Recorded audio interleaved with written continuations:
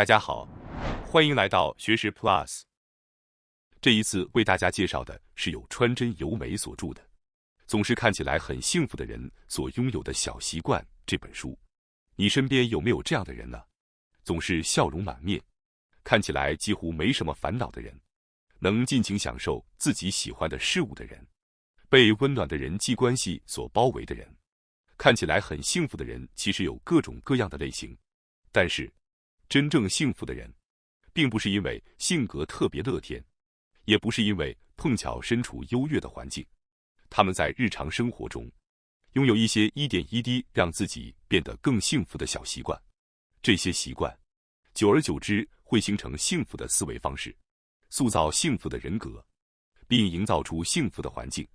这些小习惯就像是一枚一枚的收集幸福的硬币，慢慢的引导人生走向更大的幸福。那么就从今天开始，从力所能及的事情做起，从今天起用心去收集属于自己的幸福硬币。今天视频的内容包括以下5个部分。第一，对理所当然的事情心怀感恩。第二，真正想要的是什么？做出让自己内心喜悦的选择。第三，觉得没用或让人不舒服的东西，3秒内果断丢弃。第四，对冷漠无心的话语，用真可怜啊一笑置之。第五，由自己决定我是幸福的。首先是第一部分，对理所当然的事情心怀感恩。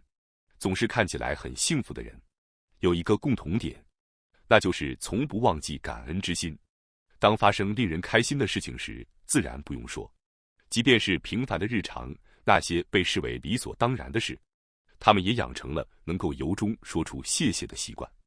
那些早已习以为常的事，如果不刻意去留意，往往就不会进入我们的视野。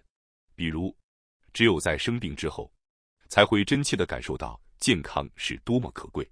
又或者，当我们看到灾害、战争的新闻时，会觉得能够平安无事的生活，真的是一件非常值得感恩的事。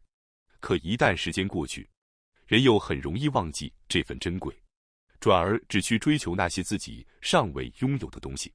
或许，这正是人性，并不是没有值得感恩的事物，而只是没有注意到那些本该感恩的存在而已。曾经与重病抗争的作者的一位朋友，有一天笑着这样说道：虽然有些痛苦让人难受到想去死，但等真的死了之后，大概会想，原来只是活着，就已经是多么幸福的一件事了。在他去世之后，我们无法知道他是否真的有过这样的想法，但至少在他说出这番话的那一瞬间，他的心以及作者的心确实都得到了拯救。仅仅只是养成对理所当然之事心怀感激的习惯，内心的状态就会发生巨大的变化。心不甘情不愿的工作，和怀着还能工作真是值得感谢的心情去工作，每天的动力是完全不同的。越是辛苦的时候，越要提醒自己不要忘记感恩之心。在想着我想要那个，我还想变得更好之前，不妨先对现在所拥有的一切说一声谢谢。能吃上饭，有可以睡觉的地方，身体还能自由活动，能够用语言表达自己，有人愿意伸出援手，拥有选择的自由，以及此刻仍然活着。想要变得幸福，只需要去寻找那些可以感恩的事物就够了。不是没有什么可感恩的，而是能否去做寻找已有之物的人。这样的人才是真正幸福的人。接下来是第二部分，真正想要的是什么？选择让自己内心喜悦的道路。每天过得轻松快乐，看起来很幸福的人，大多都对自己很诚实，想吃什么就吃什么，想穿什么就穿什么。休息日用来做自己真正想做的事情，即使被邀请去吃午餐，也能坦然地说一句：今天还有事情要做，下次吧。干脆的拒绝，哪怕自己的意见是少数派，也能自然地说出我更喜欢这个。他们正是通过一次又一次顺从内心的选择，积累起这样的生活方式。过去，作者也曾觉得，那些能对自己诚实生活的人，看起来毫无压力，令人羡慕。而自己却总是习惯在做任何决定之前，先去想别人会怎么看，会不会给谁添麻烦，不自觉地过度在意他人的眼光。于是，从某一天开始，作者在每一次需要做选择时，都会这样问自己：说到底，我真正想要的是什么？这个问题的答案，其实一直都藏在心里。只要静下心来，倾听内心的声音，就能分辨出哪些事情让人心动，哪些事情毫无感觉，哪些让人抗拒，哪些又会带来不安。其实，我们一直都很清楚自己真正的想法。当你一个一个的选择让内心感到喜悦的方向，生活就会变得轻松许多。你会逐渐看清自己真正想要的东西，勉强和忍耐也会随之减少。即使需要配合周围的人，这是我自己选择的，和没办法，只好顺从，这两种心态带来的压力感受是完全不同的。对自己诚实，是让自己幸福的必要条件。当你尊重自己，让自己变得幸福，也才能真正尊重他人，并为周围人的幸福贡献力量。接下来是第三部分，觉得不需要让人不舒服的东西，3秒内果断丢掉。过去，作者曾作为教育杂志的撰稿人，走访过许多家庭。在采访过程中，他隐约感到家里的整洁程度与这个家庭的幸福感之间，或多或少存在着某种关联。当然也有例外，但在那些家中物品堆积、杂乱无章的家庭里，经常能听到诸如没钱没时间、丈夫不肯帮忙等不满的声音。整理不下去的原因，多半在于舍不得丢弃。明明已经好几年没用过，却想着说不定以后会用到，因为当初买的贵，就觉得丢了可惜，于是总是以物为中心思考，迟迟下不了放手的决断。这样的想法让人把这个那个都抱在怀里，反而看不清对自己来说真正重要的金钱与时间该如何使用。而那些行动轻快，看起来总是很幸福的人，一旦觉得不需要、不喜欢，就会毫不犹豫地放手，因为他们是以当下的自己为判断标准，所以不会犹豫。作者本人也给自己定下了一个规则：3秒之内决定是否丢掉。一旦开始想等等，说不定人就会被犹豫和执念所支配。正因如此，3秒内的直觉判断才格外重要。比如，信箱里不需要的广告传单，立刻扔进垃圾桶；不会再翻看的文件，1年没穿过的衣服，要么马上处理掉，要么送去二手商店。当立刻丢弃的习惯养成之后，你会发现自己购买物品的数量自然减少了。不仅如此，在人际关系、娱乐信息的选择上，也会渐渐变得简单而清晰。当然，即使看起来有些没用，但只要能给自己带来幸福的东西，就请留下来。幸福的人会认真筛选自己身边所放置的一切。当周围只留下让人感到舒适的事物时，思考方式也会变得简单，真正该优先的事情自然会浮现出来。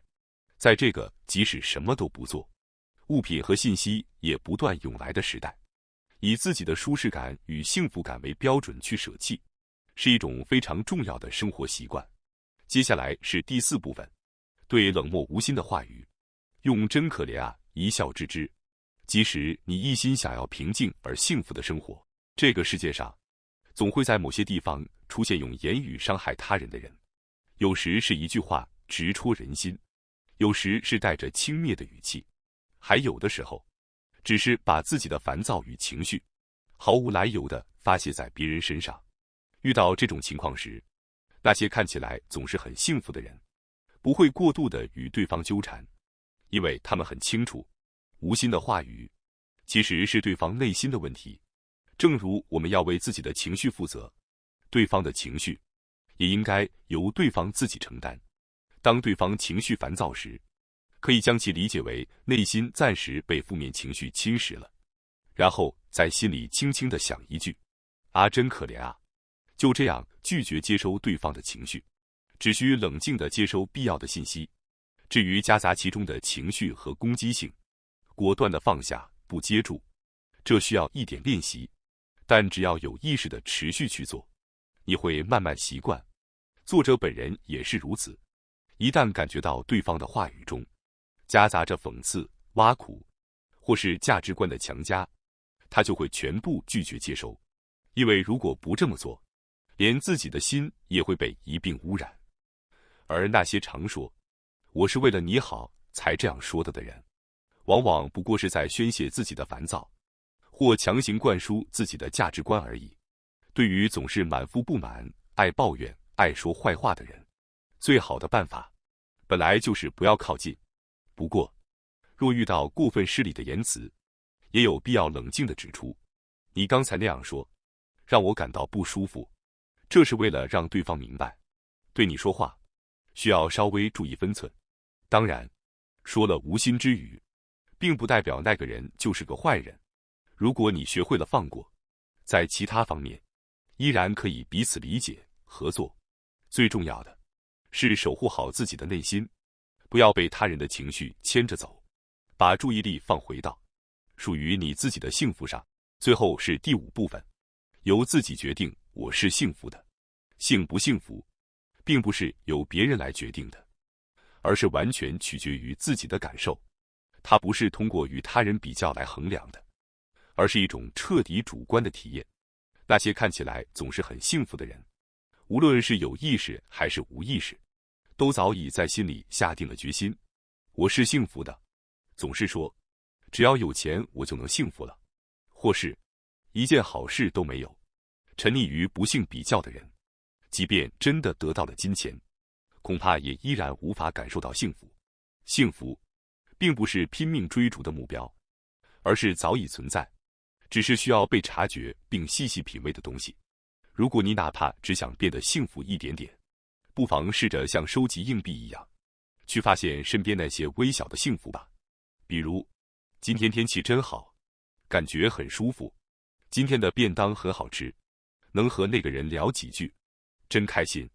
这些日常中的小小瞬间，都会成为一枚枚幸福的硬币。当这些硬币不断累积，你就能感受到更大的幸福，也会更常体会到让别人开心的喜悦，或是从他人那里收到幸福的硬币。在辛苦的时候，不妨这样想，正因为是这种时刻，才更能感受到别人的温柔。即便在这样的情况下，我依然能笑，能哭，能生气，能入睡。把目光放回此刻的自己还能做到的事情，数一数手中已有的幸福硬币吧。在作者的内心深处，始终有一种信念，只要活着，本身就是幸福。因此，除此之外的一切幸福，都只是额外的加分项。无论发生什么，他都有一个我本来就很幸福的稳固底座。那些总是看起来很幸福的人，是对幸福感受力特别敏锐的人，而这种能力会随着年龄的增长不断被打磨，让幸福变得更加深沉，更加回味悠长。只要能够感受到幸福，我们就能对自己、对他人都更加温柔。幸福是任何人在任何时候都可以开始去感受的东西。感谢大家收看今天的节目。如果你喜欢我们分享的内容，记得点赞、订阅并开启小铃铛通知，第一时间获取我们的更新。在下次的节目中，我们将继续为大家分享更多有益的内容。再次感谢大家的支持，我们下期再见。